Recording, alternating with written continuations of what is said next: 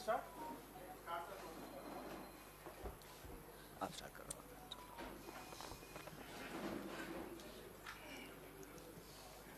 नमस्कार दोस्तों। नमस्कार दोस्तों।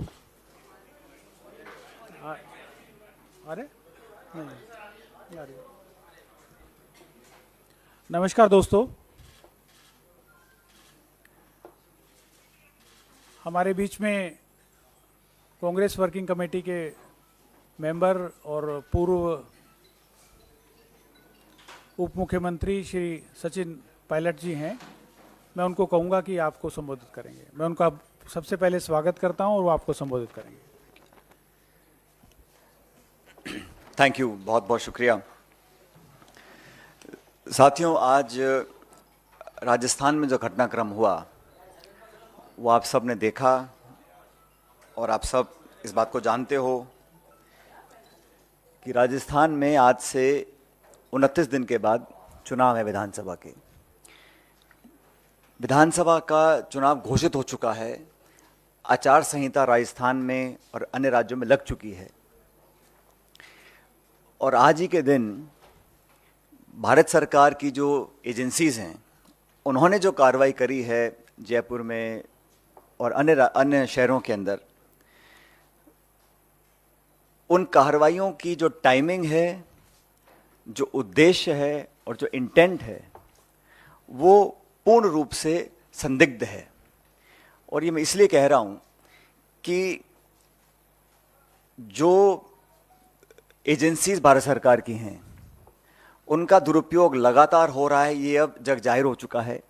लेकिन चुनाव संध्या से ठीक पूर्व, ठीक इलेक्शन से पहले जिस प्रकार से एजेंसीज को राजस्थान में छोड़ा गया है, कांग्रेस पार्टी के नेताओं को भयभीत करने के लिए, आतंकित करने के लिए, देश और प्रदेश इस बात को बहुत गंभीरता से देख रहे हैं। कांग्रेस पार्टी करप्शन के खिलाफ है, भ्रष्टाचार के खिलाफ है। अगर कोई भी निष्पक्ष जांच होती है और कोई सबूत प्रमाण के साथ संदिग्ध पाया जाता है, उस पर कार्रवाई हो, इसके पक्ष में हम लोग हैं। लेकिन इलेक्शन में अपनी हार देखते हुए अगर भारत सरकार इस बात को समझ गई है कि वहां बीजेपी चुनाव हार रही है और फिर नेताओं को स्पेसिफिकली टारगेट कर कर बिना सबूत और तथ्य के कांग्रेस पार्टी के अध्यक्ष को जिस प्रकार से उनके अगर रेड डाली गई, उनको कोई समन नहीं, कोई बुलावा नहीं, कोई सबूत नहीं, और इस प्रकार की जो रेड डाली गई है वो सिर्फ एक संकेत देने के लिए दी गई है, मैसेज देने के लिए दी गई है कि अगर हम पॉलिटिकली कमजोर पड़ेंगे तो हमारा साथ देने के लिए नाना प्रकार की जो एजेंसीज भारत सरकार की हैं, चाहे वो सीबीआई है, ईडी है, इनकम टैक्स है, उनका हम दुरुपयोग करेंगे और लोगों के अंदर एक तरह का भय पैदा करने की हम कोशिश करेंगे। इसका कांग्रेस पार्टी पूरी तरह से विरोध करती है और मैं समझता हूं कि लोकतंत्र में पॉलिटिकल पार्टीज को अपने विजन, अपने मैनिफेस्टो, अपनी विचारधारा, अपने नेताओं के दम के ऊपर चुनाव लड़ना चाहिए। भारतीय जनता पार्टी सभी 5 राज्यों में फिलहाल पीछे चल रही है और मैं ऐसा मानता हूं कि जो आज की कार्रवाई है वो इस बात का स्पष्ट संकेत है।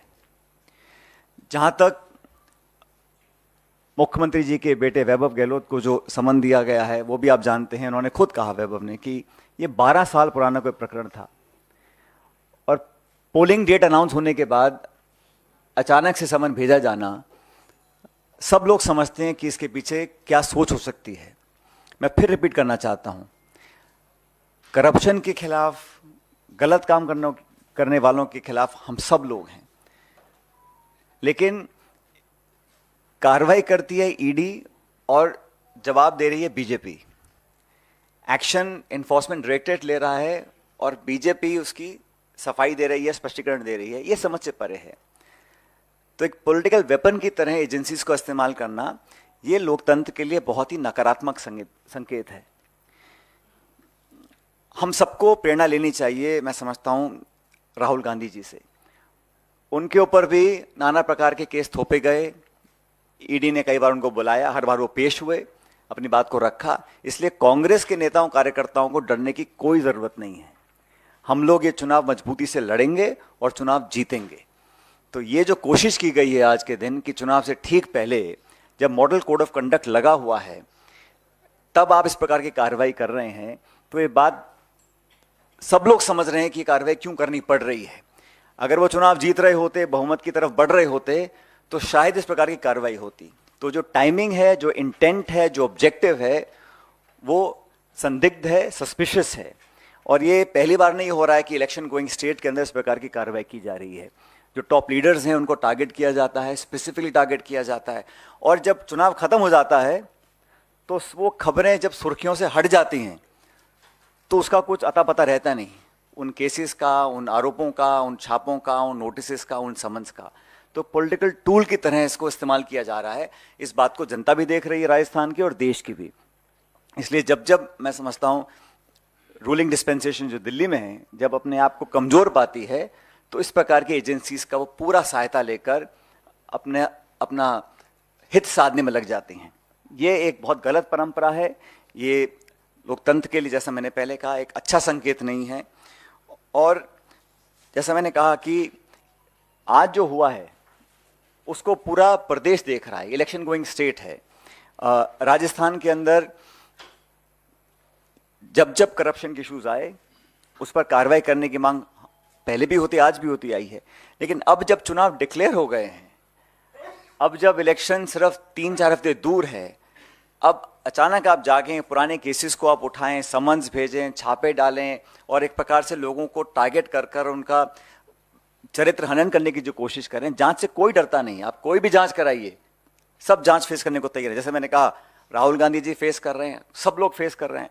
लेकिन इलेक्शन की पूर्व संध्या पर इस प्रकार की कार्रवाई होना, इसकी मैं भर्त्सना करता हूं, इसकी मैं निंदा करता हूं कि ये जो किया गया है ये पूर्ण तरह पॉलिटिकली मोटिवेटेड है। आप लोगों के कोई सवाल हैं तो मैं जवाब दे सकता हूं।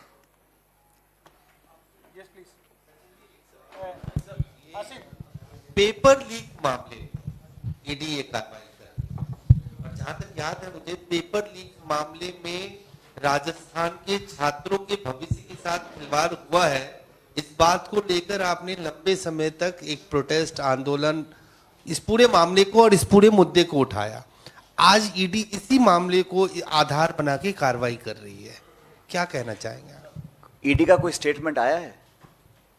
ईडी ने स्पष्ट किया है कि वो किस लिए कार्रवाई कर रही है, किसके ऊपर कार्रवाई कर रही है, क्या टाइमिंग उसकी है, क्या ऑब्जेक्टिव उनका है। ये खबरें फैलाई जाती हैं कि फला मुद्दे को लेकर कार्रवाई करेगी। मुझे तो अभी तक मैंने कोई ऑफिशियल स्टेटमेंट उस एजेंसी का देखा नहीं, पहली बात। दूसरी बात, पेपर लीक के खिलाफ पहले भी मैं था, हम सब लोग थे, आज भी और हमेशा रहेंगे। पेपर लीक अगर होता है तो लाखों नौजवानों के भविष्य पर अंधकार का काला साया आता है, इसको कोई सपोर्ट नहीं कर सकता। लेकिन मुझे खुशी है, जब इस मुद्दे को हमने उठाया था, एआईसीसी ने इसका संज्ञान लिया था और हमारी सरकार ने विधानसभा में एक कानून पारित किया जहां पेपर लीक में अगर कोई पकड़ा जाएगा उस पर उम्र कैद का प्रावधान देश में कहीं नहीं है। हम लोगों ने जब बात को उठाया तो एक लाइफ इम्प्रिजनमेंट का प्रावधान विधानसभा में पारित करवाया है। तो हम गंभीर हैं कि पेपर लीक जैसे इशू पर हम कार्रवाई करवाएंगे। लेकिन अभी तक जो कार्रवाई हुई है ये सिर्फ कांग्रेस अध्यक्ष हो या कोई मुख्यमंत्री हो या कोई बड़ा नेता हो उस पर की जा रही है। ये पेपर लीक से कोई लेना मुझे लगता नहीं है। वो तो एक खबर चल रही है। जैसा मैंने कहा, एक्शन ईडी लेता है और जवाब बीजेपी देती है। मुझे तो कोई ऑफिशियल स्टेटमेंट ईडी का अब तक देखा नहीं है मैंने, या उन्होंने कुछ कहा हो, स्पष्टीकरण दिया हो। अब आप किसी के घर छापा डाल दें, विजुअल्स दिखा दें, मीडिया में बातें फैला दें, तो वो तो कहीं ना कहीं मोटिवेटेड है और सब सिंक्रोनाइज्ड है इलेक्शन डेट को देखते हुए।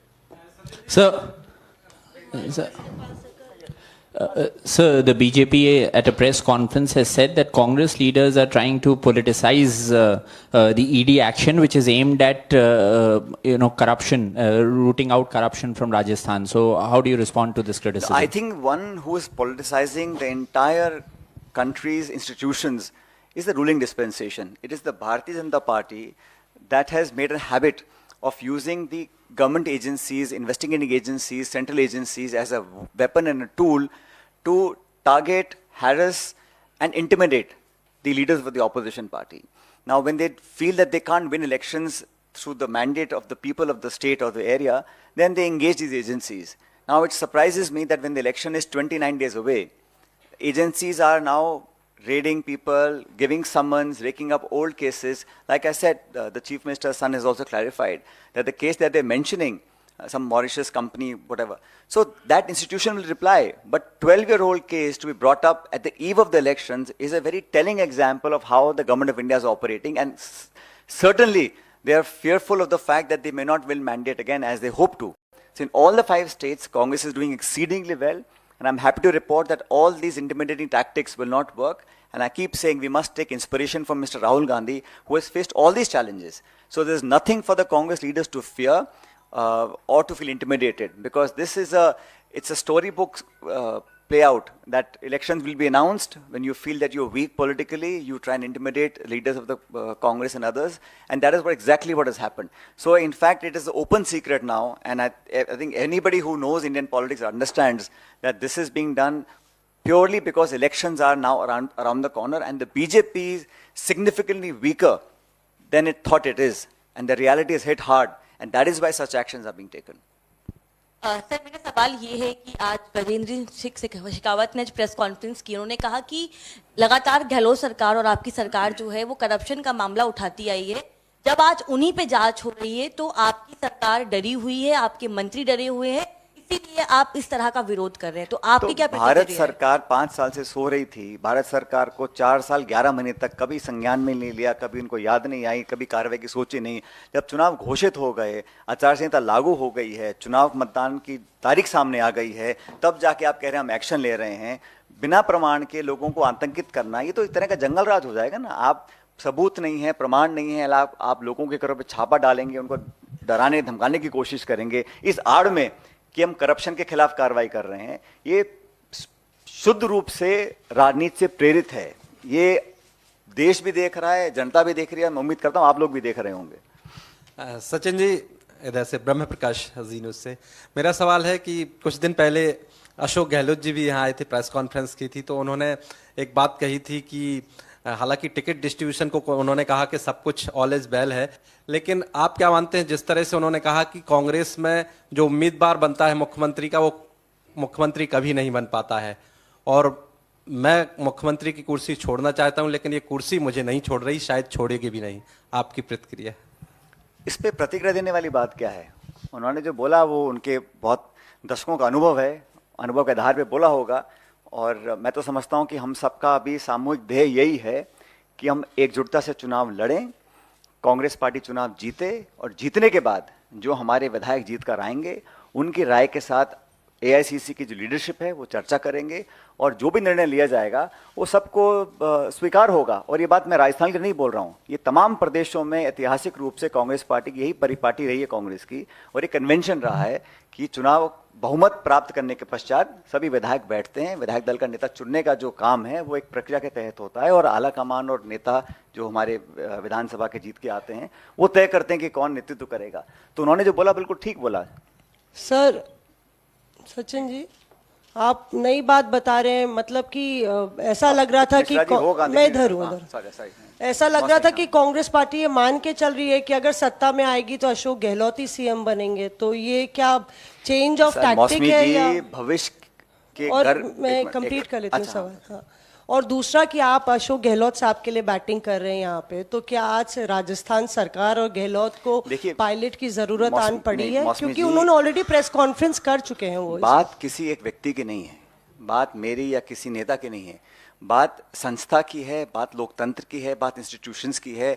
और जिस प्रकार का एक नॉर्मल बन गया है कि इस प्रकार की कार्रवाई होगी, 2-4 लोग चिल्लाएंगे, चीखेंगे और फिर उसको भूल जाएंगे, ये मैं समझता हूँ लॉन्ग टर्म के लिए, डेमोक्रेसी के लिए, हमारे जो इंस्टीट्यूशंस हैं उसके लिए सही नहीं है। मैं ये एक दल, एक नेता, एक घटनाक्रम के बारे में नहीं बोल रहा हूँ, मैं जनरली बताना चाहता हूँ कि ये परिपाटी अभी पड़ी है पिछले 5-7 सालों में, ऐसे पहले नहीं था। ऐसा नहीं था कि संस्था पहले नहीं थी, ऐसा नहीं था कि पूर्ण बहुमत की सरकार पहले नहीं थी, लेकिन ये कार्रवाई जिस प्रकार हो रही है ये पहली बार हो रही है, और इसका संज्ञान हम सब लोगों को लेना पड़ेगा। जहां तक आपने पहला सवाल पूछा, भविष्य के गर्भ में क्या है ये किसी को पता नहीं है, तो हम सब लोग तो अभी वर्तमान में काम कर रहे हैं। हाँ, भूतकाल से, इतिहास से, सब अनुभव से सीखते हैं, समझते हैं, संज्ञान में लेते हैं और वर्तमान में कार्रवाई करते हैं, लेकिन भविष्य में क्या होगा ये किसी को पता नहीं। तो हम सबका भी कलेक्टिव ऑब्जेक्टिव ये है कि हम कांग्रेस पार्टी को जिताकर बहुमत लेकर आएं, उसके पश्चात किसको क्या जिम्मेदारी दी जाएगी इसका निर्णय पार्टी करेगी। दरअसल सब लोग ये पूछना चाह रहे हैं क्योंकि गहलोत साहब ने कहा कि मैं तो छोड़ना चाह रहा हूँ, ये कुर्सी मुझे छोड़ नहीं रही और ना आगे छोड़ेगी। तो सब लोगों का ये जानना कि आपके पास चूंकि जिम्मेदारी है, आपकी कोई केमिकल इस तरह का इजाद आपने किया कि जो चिपकी हुई कुर्सी उसको आप अलग कर सकें, कोई इस तरह का कोई अनुसंधान आप कर रहे हैं? और हमारे यहाँ सुनो मेरी बात, दूसरी बात, एक छोटा सवाल, आपने तमाम प्रक्रिया बता दी कि हमारी पार्टी में ये प्रक्रिया है, तो प्रक्रिया के तहत 2 ऑब्जर्वर गए थे, प्रक्रिया के तहत उन्होंने विधायक दल की बैठक बुलाई, तो उस प्रक्रिया का पालन तो वहां हुआ नहीं, तो आप कैसे उम्मीद करते हैं कि आगे प्रक्रिया का पालन ऐसा है जो आप, मैं जानता हूं मुझसे क्या बुलवाना चाह रहे हो, लेकिन जो जिस घटनाक्रम का आपने उल्लेख किया है वो भी एक शोध का विषय है कि वो, लेकिन वो अतीत में है। मैंने कहा जो समय निकल गया वापस आने वाला नहीं है। अब हमें आगे की तरफ देखना है। बड़ी चुनौती देश के सामने है। ये 5 राज्यों में अगर कांग्रेस पार्टी जीतती है तो निश्चित रूप से 2024 में इंडिया अलायंस सरकार बनाएगी भारत में। हमारे लिए ये राज्य जीतना बहुत जरूरी है, पार्टी के लिए और देश के लिए, ताकि इस प्रकार की जो घटना आज हुई है ये भविष्य में ना हो। आप जांच करो, इंक्वायरी करो, आप निष्पक्ष, कोई भी एजेंसी जांच करेगी, कोई आपत्ति किसी को नहीं। हम स्वागत करते हैं, अगर तथ्यात्मक प्रमाण किसी के पास हैं तो कार्रवाई करें, मैं तो बल्कि स्वागत करूंगा। लेकिन बिना प्रमाण के सिर्फ इलेक्शन से पहले आप लोगों को छापे मार मार के डराने का काम करेंगे तो मैं उससे इत्तेफाक नहीं रखता हूं, बल्कि कोई भी राइट थिंकिंग पर्सन उससे इत्तेफाक नहीं रख सकता है। तो हमारा अभी उद्देश्य है, क्योंकि चुनाव डिक्लेयर हो गए हैं, हमने काफ़ी 76 या 75 विधायकों के नाम डिक्लेयर किए हैं जो हमारे कैंडिडेट्स होंगे, तो हमारा अब चुनावी मोड में काम चल रहा है। लेकिन बीजेपी कहीं ना कहीं बैकफुट पे है, इसलिए इस प्रकार की कार्रवाई करी है। मैं नहीं समझता हूं कि अगर बीजेपी को लगता है वो चुनाव जीत रहे हैं तो उनको जरूरत पड़ती इस प्रकार की कार्रवाई करवाने की जो आज करी है। सचिन जी, अशोक गहलोत साहब ने जब प्रेस कॉन्फ्रेंस की थी तो उन्होंने कहा था फॉरगेट एंड फॉरगिव कर दिया है, मैंने माफ कर दिया है और भूल गया हूं। तो सचिन पायलट क्योंकि रिसीविंग एंड पे थे काफी जगहों पर, तो क्या सचिन पायलट ने भी फॉरगेट एंड फॉरगिव कर दिया है? वो मेरे लिए बोल रहे थे, खुद के लिए बोल रहे थे, आई डोंट नो, बिकॉज मुझे तो खरगे साहब ने बड़ा स्पष्ट, में आपके ही सवाल पूछा, मुझे हमारे आदरणीय अध्यक्ष जी खरगे साहब ने बड़ा स्पष्ट कहा था, जब उनसे मिला था 5-6 महीने पहले, उन्होंने कहा था कि हम सबको मिलकर ये चुनाव लड़ना है। ये चुनाव कोई एक व्यक्ति चुनाव जिता दे किसी भी राज्य में, किसी भी देश में, संभव नहीं है। संगठन चुनाव लड़ता है, एक कलेक्टिव लीडरशिप होती है, उसमें एक अच्छा मिश्रण होता है अनुभव का, युवाओं का, प्रतिभा का, और जो लोग एक्सपीरियंस हैं या जो लोग नए आते हैं राजनीति में, उन सबको साथ लेकर की जिम्मेदारी चलने की हम सब लोगों की है। उन्होंने मुझे कहा था कि Sachin, we have to move forward, तो let's forget the past, forgive whatever has happened and move forward. तो हमने तो उस लाइन पे आगे चलने का काम किया है और मैं समझता हूँ यही समय की पुकार भी है कि हमें आगे चलना चाहिए। सर, एक तस्वीर अभी याद दिखाई दे गई जिसमें आप पायलट हैं और पीछे गहलोत साहब बैठे हुए हैं। तो अब आपने कहा पिछली बातें भूल जाते हैं, तो पिछली बार आप मोटरसाइकिल में तो पायलट थे, सरकार के पायलट गहलोत साहब बन गए, तो अगली बार पायलट बनने की कोई तैयारी है? ऐसा है, जिस आप जो फोटो दिखा रहे हैं वो फोटो काफ़ी पुराना हो चुका है। अब नए नए यातायात के साधन आ गए हैं। वो एक मोटरसाइकिल थी, अब इलेक्ट्रिक गाड़ी भी आ गई है, अब हाइब्रिड मॉडल भी आ गया, अब सब तरह के मॉडल हैं। और जैसा मैंने कहा, ये जो चर्चा कुर्सी की होती है ना, कुर्सी से चिपकने की, कुर्सी पाने की, ये चर्चा आज महत्वपूर्ण नहीं है। आज देश एक बहुत नाजुक मोड़ पे खड़ा है और सबको चुनौती है, इसलिए हम सब चुनाव जीतें, बहुमत प्राप्त करें, उसके बाद किसको क्या जिम्मेदारी देनी है इसका पार्टी निर्णय करेगी। और कौन बैठेगा मोटरसाइकिल में, कौन बैठेगा कॉकपिट में, इसका निर्णय पार्टी करेगी।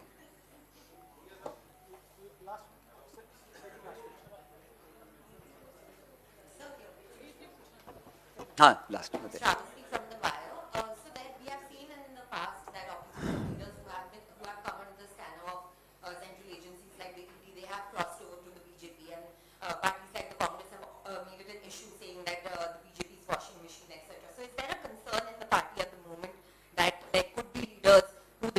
in touch with, and is there a concern about an Operation Lotus in Rajasthan at the moment? You see, now the elections are so close. Any individual who wanted to or has to leave the political party will do or may have already done. I don't think these actions are going to now have a fallout where people will either leave or join parties. Before every election, some individuals leave the party, some join the party. It's a very natural thing that happens almost every state and every election. I don't give it too much credence. Now, these things may happen. We fight the elections based on our performance of the 5 years and what we intend to do for the 5 years. I have yet to see the BJP saying कि हमारा 5 साल का राजस्थान के लिए ये road map है, ये blueprint है, ये हम काम करेंगे. आप आरोप लगाएं, अपने गिरेबान में झांके नहीं, अपने नेताओं की जांच नहीं करवाएं और सिर्फ कांग्रेस को टारगेट करते रहें without any agenda, without, like I said, without a road map for the state of Rajasthan. How will people believe that? और 5 साल में every bi election the BJP has lost. Even today the amount of chaos that is happening, it is not for me to comment on the BJP's internal politics, but the fact of the matter is that there is a huge unrest among its own cadre. That's for them to deal with. I am just stating that we are fighting this election unitedly. We are fighting the election to win, and we are fighting because we worked on the grassroots, and whatever the Congress party manifesto was, we have tried to achieve most of what we announced we will do in the manifesto, and we will release another, like we announced 2 guarantees just yesterday. Priyanka ji was in Junjunu. We are campaigning very, very aggressively based on people's issues. We are not doing personalized targeting. We are not using unparliamentary languages to attack our opponents. We are fighting on issues, people's issues, and what we've done and what we will do. So I'm very confident that no matter what happens, the Congress party will secure a very, very substantial mandate in the next coming elections. Sachin ji, मेरा सवाल ये था कि राजस्थान में पिछले 10 साल से paper leak की लगातार घटनाएं हो रही है. इसी सरकार में नहीं, पिछली सरकार में भी हुई है. 50 लाख से ज्यादा यूथ प्रभावित हुआ है. उस 50 लाख यूथ को आप क्या संदेश देना चाहेंगे आज, क्योंकि चुनाव है सामने? चुनाव के बाद क्या कोई ऐसा एश्योरेंस देंगे आप? देखिए, जैसे मैंने कहा कि पेपर लीक जब भी हुआ है, उसकी पीड़ा सबसे ज़्यादा उस गरीब किसान परिवार के बच्चे बच्चियों को होती है जो साल 2 साल मेहनत करते हैं, जो ट्यूशन लेते हैं, कोचिंग करते हैं, किताब खरीदते हैं, शहरों में जाके हॉस्टल में रहते हैं, मेस का खाना खरीदते हैं और पैसा खर्च करते हैं. अगर आप मेहनत करें और आपकी मेहनत और आप ओवरेज हो जाएं, या 2 साल के बाद आप परीक्षा दे कर आएँ, वो परीक्षा कैंसिल हो जाए क्योंकि पेपर लीक हो चुका है, इससे ज़्यादा पीड़ा कभी किसी को हो नहीं सकती. गरीब परिवार के, मध्यम वर्ग के लोगों को, किसान परिवारों को. तो हम तो हमेशा उनके हितैषी रहे हैं और मैं तो शुरू से कहता आया हूं कि इस प्रकार की जीरो टॉलरेंस हमको अपनाना पड़ेगा जहां तक पेपर लीक का इश्यूज है. इसलिए पहली बार उम्र कैद का प्रावधान, मतलब पेपर लीक में कोई पकड़ा जाएगा तो उसके खिलाफ उम्र कैद तक की सजा का प्रावधान सरकार ने बनाया है. हमने बात उठाई, इसीलिए मुझे लगता है सरकार ने ये कानून पारित किया. जो यंग लोगों के इश्यूज हैं उनसे हम अपने आप को जुदा कभी नहीं कर सकते हैं. और विवेक जी, जो नौजवान है उसकी बहुत उम्मीद हम लोगों से है, तो हम अपनी राजनीति साधने के लिए उनके भविष्य को हम साइडलाइन कर दें, ये संभव नहीं है. उनको प्रोटेक्ट करने के लिए, उनके भविष्य को सिक्योर करने के लिए जो भी करना पड़ेगा उस काम को हम लोग करेंगे. मैंने तो इतना भी कहा था कि जो हमारा पब्लिक सर्विस कमीशन है उसमें भी उचित रिफॉर्म्स होने चाहिए. किसी कारणवश वो हम लोग नहीं कर पाए, उसका हम सबको खेद है कि अब तो चुनाव आचार संहिता लग चुकी है, तो कभी कभी गलत नियुक्तियाँ हो जाती हैं, जैसा खुद आपने देखा राजस्थान में ऐसा हो चुका है. वो नहीं होना चाहिए था. लेकिन इशू ये है कि हमारा इंटेंट, हमारा पॉलिटिकल जो सोच है वो युवाओं के प्रति है. और राहुल जी हों, खड़गे साहब हों, सोनिया जी हों, प्रियंका जी हों, हर बार हम इस बात को बोलते हैं कि युवाओं की प्रतिभाओं को हम उचित प्लेटफॉर्म दें, उनको एक सुरक्षित भविष्य का निर्माण हम कैसे कर सकते हैं. और पार्टी का जो हमारा अगली गारंटीज आएंगी, जो मैनिफेस्टो आएगा, वो भी युवाओं पर काफ़ी हद तक केंद्रित रहेगा. Thank you very much.